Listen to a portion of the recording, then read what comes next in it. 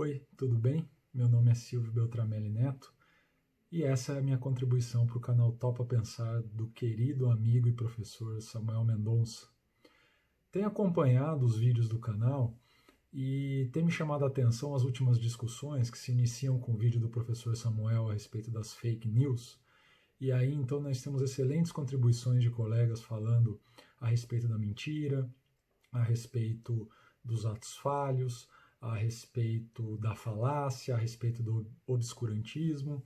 E hoje eu venho me aliar a essas reflexões, sempre dentro da perspectiva do canal de não ser determinista, ou seja, de não se imaginar dono da verdade, mas colocar reflexões que possam nos ajudar a atravessar todos os momentos da vida, em especial momentos difíceis e extraordinários como esse que nós estamos vivendo. E pegando carona nessas discussões e me aliando a todas as colocações que os que me antecederam fizeram, eu queria propor um passo adiante. O professor Samuel e depois os outros colegas colocaram a importância da dúvida, né? Qual é a grande ferramenta para a gente lidar com as fake news ou as mentiras, para a gente se proteger contra debates falaciosos? É sempre a dúvida. Na verdade, a dúvida ela é importante, ela é motivadora da ciência, ela é motivadora da filosofia. Um ser humano sem dúvida é um ser humano sem sentido de existência, né? E a partir daí também facilmente manipulável. Então, o que o professor Samuel chamou de dúvida, eu tenho chamado de desconfiança, né? É uma desconfiança saudável, uma desconfiança em busca de conhecimento fidedigno, idôneo, muitas vezes, a depender do assunto, também em busca de convencimento, para aqueles assuntos que admitem, de alguma maneira, o convencimento. E esse espírito de dúvida, esse espírito de desconfiança, ele tem que estar com a gente ainda mais nesses momentos. Mas essa desconfiança, ela tem que estar preparada para que você, na verdade, chegue a determinados dados, pesquise sobre eles, desconfie do que chega para você, né? E esteja preparado para que isso, na verdade, lhe frustre expectativas, vez por outra, né? Então, esta frustração de expectativas também é importante porque ela também motiva o andar adiante do conhecimento e do convencimento em todas as áreas de produção científica, filosófica, acadêmica. Muitas vezes a frustração nos leva adiante, né? Mas, partindo dessas premissas, eu queria convidar vocês, na verdade, para um reforço da importância de estarmos sempre com um espírito de desconfiança, uma atitude de desconfiança, que tem que estar preparada para a frustração, para que a gente não afaste aquilo que, uma vez comprovado, ou uma vez demonstrado de maneira plausível, nós simplesmente não o neguemos, né? Mas eu venho também colocar para vocês uma reflexão a respeito da possibilidade e, no meu entender, da necessidade de que essa desconfiança seja democrática.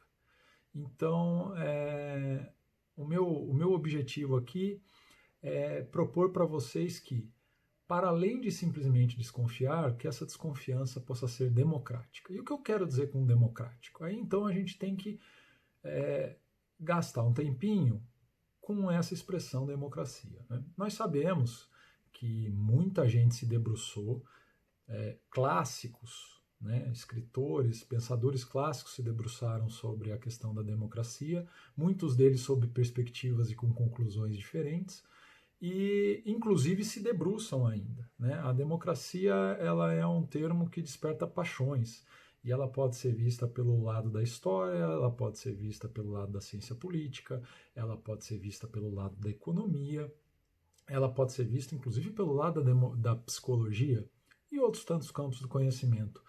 Mas eu queria então, a partir desse leque quase infinito de possibilidades teóricas, eu queria apresentar para vocês, na verdade, um caminho teórico para isso que vem fazendo sentido para mim há bastante tempo, nas minhas pesquisas, nas reflexões, que é o caminho teórico de Jean-Jacques Rousseau, né? Jean-Jacques Rousseau, um dos componentes da tríade dos contratualistas, né?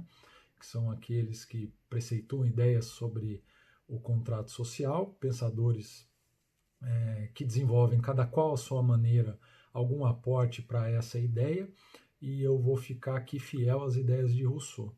A obra mais conhecida de Rousseau, sem dúvida nenhuma, é Do Contrato Social, onde ele apresenta os diversos tipos de sistema de governo, em especial ele se dedica a 3, a monarquia, a aristocracia e a democracia, e mais propriamente, quando ele fala da democracia, ele articula 3 grandes figuras que participam dessa construção teórica que eu vou relembrar aqui com vocês. A figura do povo, a figura do governo e a figura da vontade geral. E o povo, então, aquela massa de pessoas que configuram uma determinada sociedade sob a administração de um ente ficcional, mas legitimado por essas pessoas, que é o Estado, que é um ente que não se confunde com a soma dessas pessoas, ele de alguma maneira se autonomiza a elas, mas ele tem uma vinculação, e aí surge o terceiro elemento, que é o elemento da vontade geral. Então, uma democracia se perfaz através da associação desses 3 elementos, né?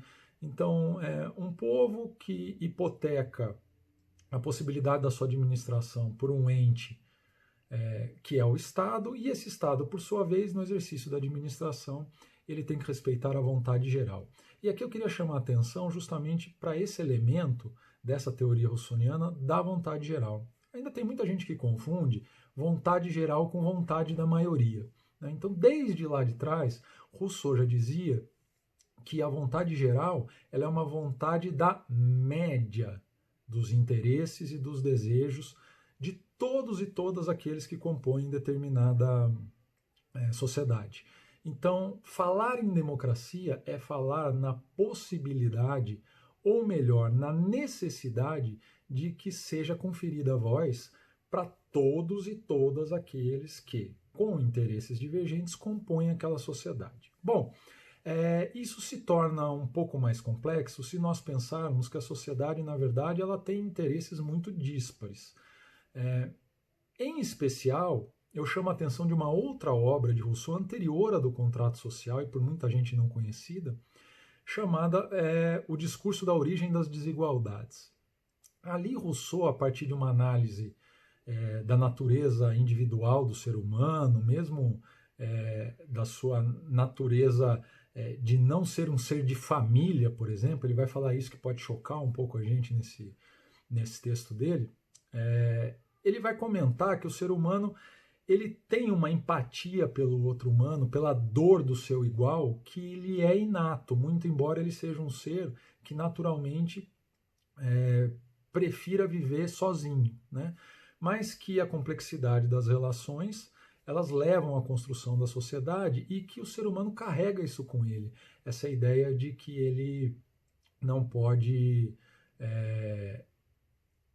ser feliz com a dor do seu semelhante. E aí ele vai discorrer sobre os motivos pelos quais se pode dizer que a sociedade, na verdade, humana, na história, é uma sociedade marcada por desigualdades, e o quanto que a propriedade privada foi um marco dessa desigualdade que acaba se estabelecendo a partir de uma referência econômica. Então, a gente chega no campo das desigualdades sociais, que são estabelecidas pela diferença de acumulação de patrimônio e de oportunidade de acesso àquilo que é necessário do ponto de vista econômico para que sobrevivamos numa condição boa de vida.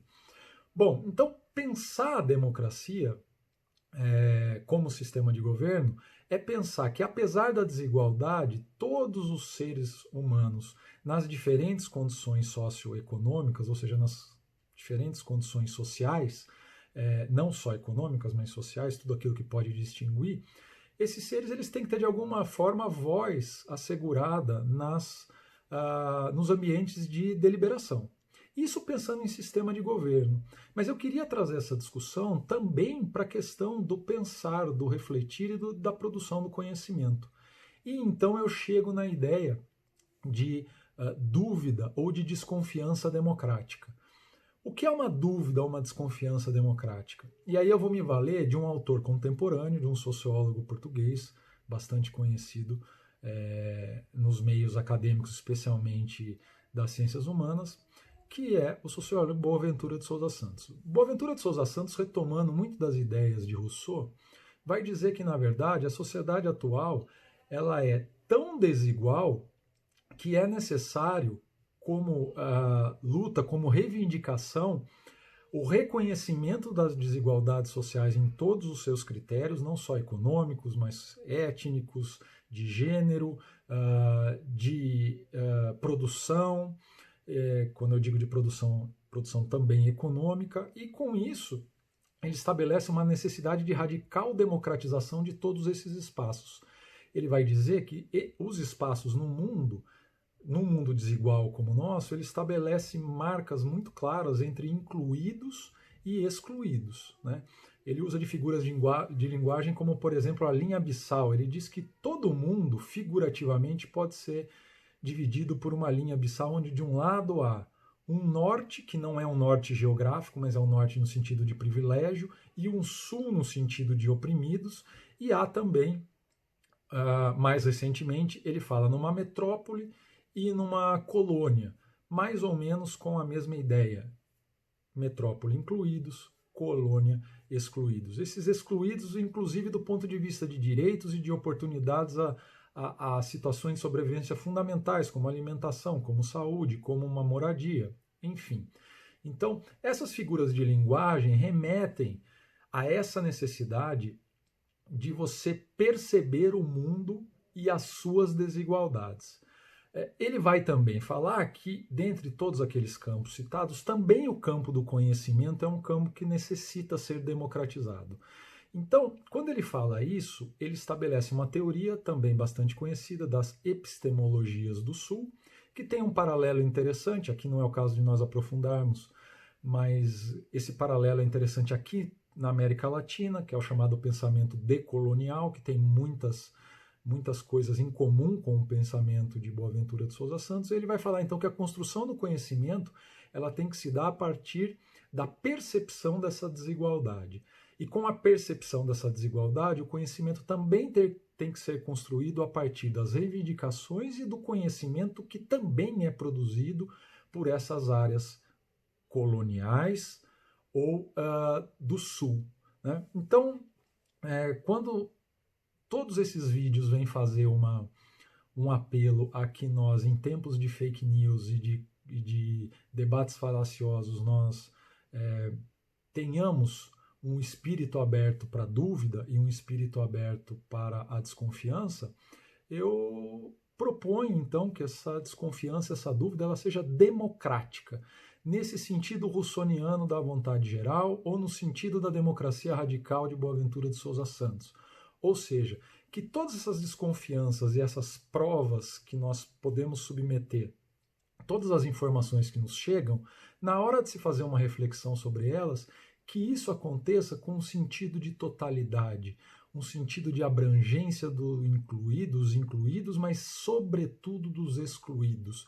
Como eu sei que nesse vídeo eu falo especialmente para pessoas em situação de privilégio, eu peço para que sempre o pensar do conhecimento, das notícias, dos dados, das informações, sejam acompanhados de uma disposição de incluir, né? Então, para isso, nós precisamos ter o sentido aguçado, uma ideia de totalidade, que, por sua vez, exige que nós tenhamos também uma predisposição de entender o mundo para além daquilo que está ao nosso alcance, para além daquilo que são nossas experiências de vida. Então, fica a minha proposta. Esse exercício pode ser feito, por exemplo, em relação aos grandes debates que a pandemia tem suscitado, sobre assistência à saúde. Será que as estratégias que são adotadas, elas contemplam? E mais, será que a maneira como você recebe as informações e delas desconfia contempla uma ideia crítica de projeção para o todo que alcance os excluídos? Será que quando você pensa de um outro lado, também uma polêmica muito atual, a questão da gestão da economia e dos empregos, você também está tendo uma desconfiança democrática no sentido de assegurar voz e presença do interesse daqueles que são excluídos nas suas análises?